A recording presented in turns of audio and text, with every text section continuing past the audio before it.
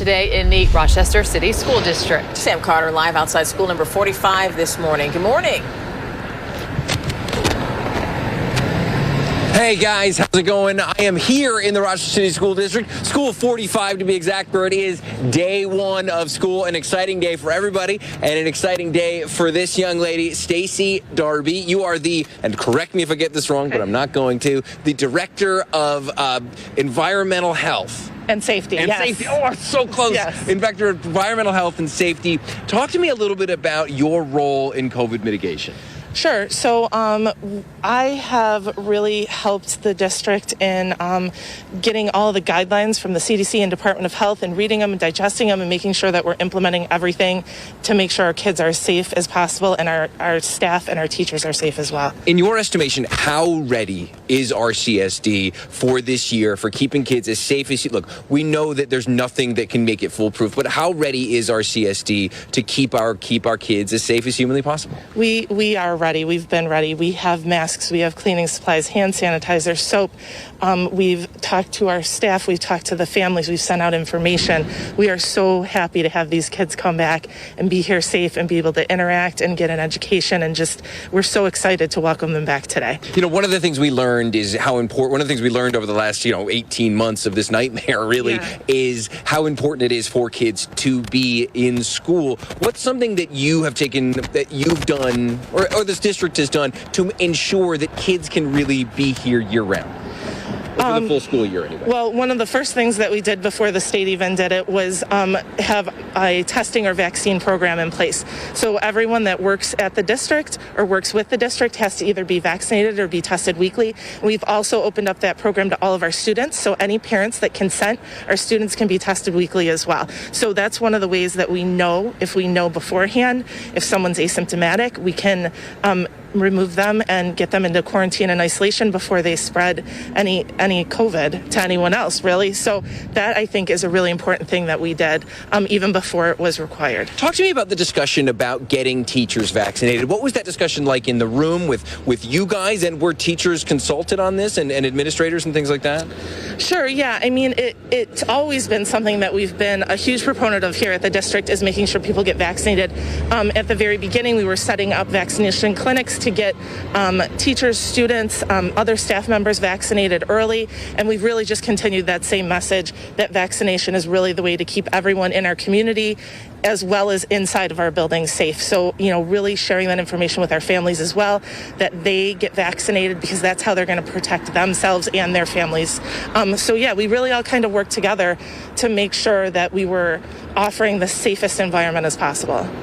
It is an incredible undertaking to do something like this, especially for just over 23,000 kids in the Rochester City School District. That's something people forget, is we are one of the 5 biggest school districts in the entire state, in the 4th most populous state in the country. So for day one of school here at 45, everybody is so excited to welcoming these kids back, which we'll be doing in just under an hour, and we're going to bring that to you live. Matt Malloy joins us live from Gates Chi Middle School, where they will welcome the next class. Ready for this?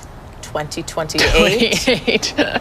When you put the numbers that way, Matt, Can you believe that number? No, how did that happen? When I think of my own kids and I hear their numbers, I'm like... We were like... actually just doing the... We were doing the math in our head, trying to figure it out. We're like, yeah, class of 2028. That is hard to believe. Over at the high school, it will be the class of 2025, the incoming freshmen. I am joined this morning by Kenyela Rollins, assistant principal here at the middle school. Good morning to you. How are you feeling on this first day? I'm feeling great. Good morning, by the way, but I'm feeling great, excited. We are ready to welcome all of our students here to the middle school. Our 6th graders are coming in the building for the first time, and so many kids have been remote over the last year, so we're just excited to have them back. It's so good to have the kids back full-time, in person. What are your goals as you kind of set the stage for the year ahead? We definitely want to get to know our students. It's really important for us to build those relationships, get to know them, find out what they need for support, and really make sure that they feel safe. What does it mean to you as an assistant principal to be back in this building with these kids? It feels great. It's my 2nd year here, actually, so this is wonderful to have all the kids back.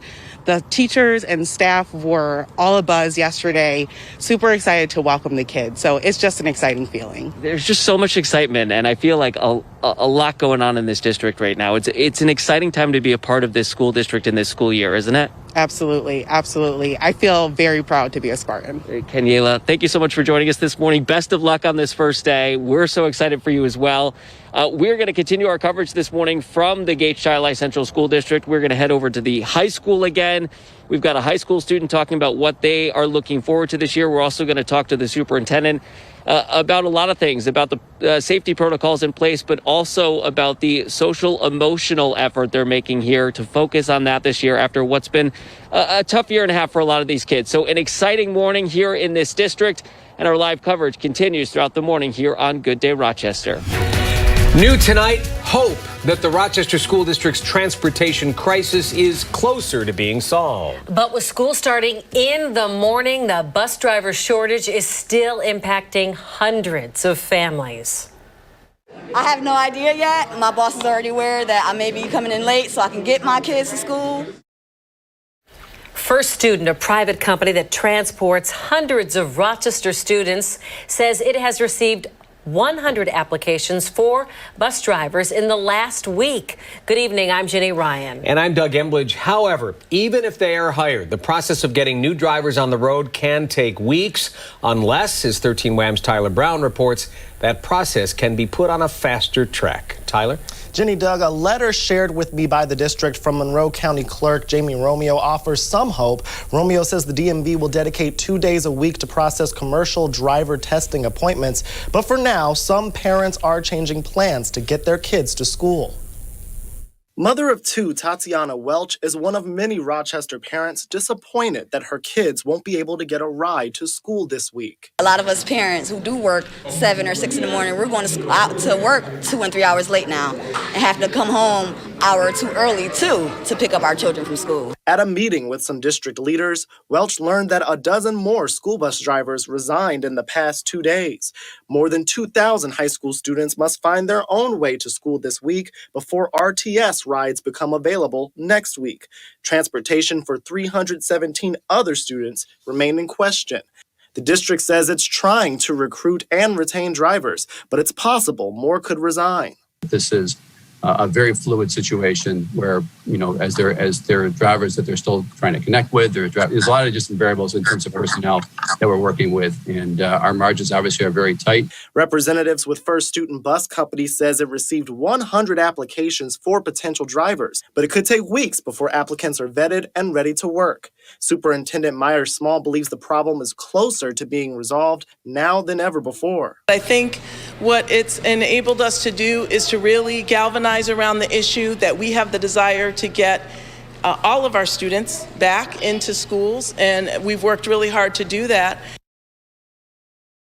School Board President Van White says he plans to have another community meeting on Saturday to figure out how community initiatives to get kids a ride to school, to help get the kids a ride to school until more drivers are able to hit the road.